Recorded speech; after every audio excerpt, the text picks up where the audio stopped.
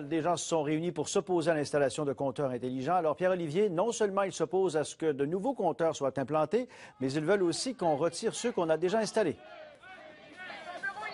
Oui, c'est près de 200 personnes qui sont réunies en plein centre-ville de Montréal, Pierre.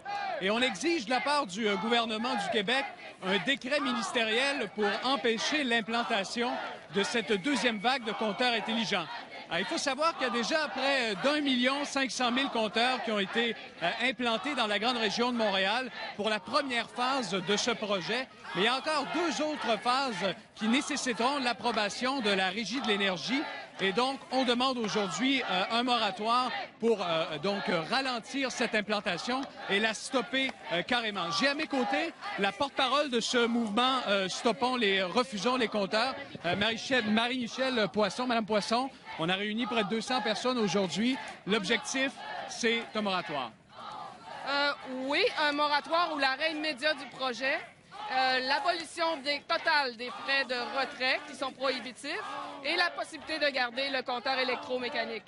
Et ce qu'il faut expliquer aux gens, c'est que c'est la Régie de l'énergie qui a donc le pouvoir d'approuver cette deuxième phase. Il y a eu des audiences publiques cette semaine et vous croyez que la Régie de l'énergie n'a pas la légitimité de prendre cette décision? Tout à fait. On s'attend, selon toute vraisemblance, à ce que la Régie donne son aval à la phase 2 et 3 qui concerne l'ensemble du Québec.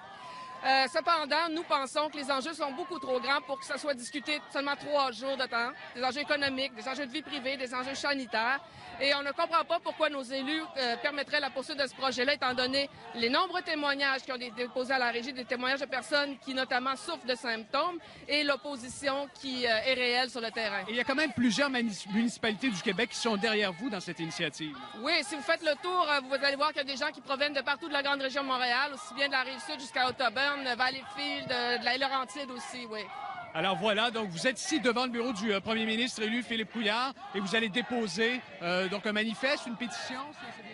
C'est clair que là, aujourd'hui, on le dit verbalement, on va communiquer par lettre officielle au ministre. Ça va être une grande demande qu'on va lui faire de procéder par décret et ne pas se fier uniquement sur la décision de la Régie parce que l'enjeu est beaucoup trop important pour l'ensemble de la population. Merci beaucoup, Mme Poisson. Alors, vous le voyez, coin McGill et président Kennedy, circulation qui est perturbée au centre-ville de Montréal. On restera là, évidemment, pour voir comment évolue cette manifestation qui se fait dans une ambiance bon enfant jusqu'à maintenant. Merci, Pierre-Olivier.